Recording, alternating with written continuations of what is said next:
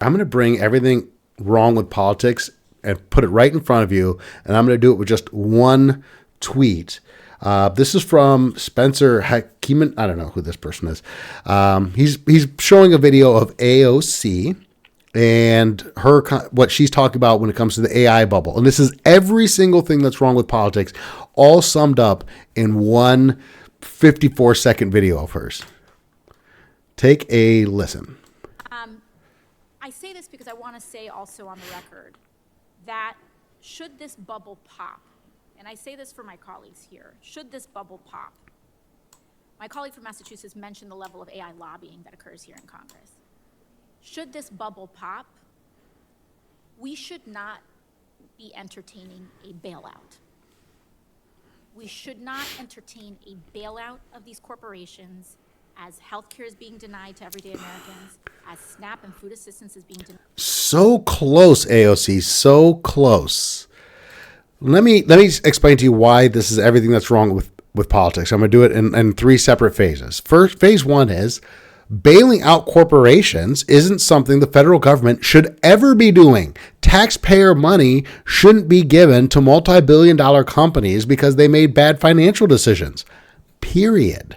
End of discussion. This is not something. This has become so the norm for the government to steal your money and give it to corporations. It's become so normal that the idea that the government just shouldn't be doing this at all, that's not even something that a congressman even crosses her mind.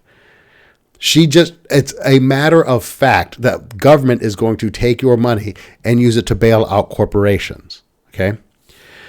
The other thing is that the federal government shouldn't be providing individual charity either. I am not opposed to safety nets. I think a wealthy, powerful society like ours should work to take care of the least amongst us, those who cannot take care of themselves.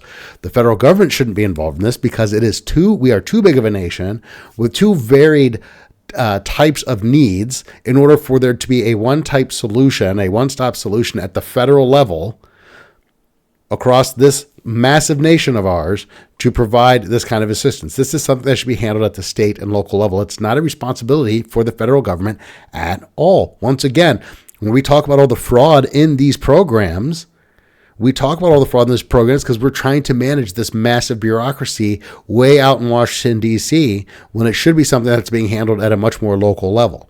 So that is two predominant flaws. But the biggest issue with this is what she is saying is you can get your particular brand of preferred welfare, but we have to get our brand of welfare.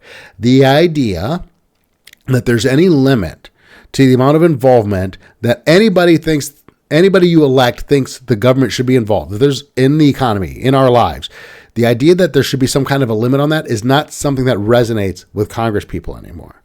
They are just about making deals so that they can abscond with enough taxpayer money to run back to their district and get reelected. Make promises to their taxpayer or to their voters that they delivered on this and delivered on that. Maintain enough power to be able to grant favors for the people who are able to pay to get them elected. And that's it. That is how our government is functioning now. And this is the most obvious messaging, right, to the other side, that you scratch my back, I'll scratch yours, quid pro. We're not going to bail out these AI companies. I know there's a ton of lobbying around it, and you're going to lose those lobbying dollars unless you give me my particular brand of welfare as well. And that is every single thing that is wrong with politics.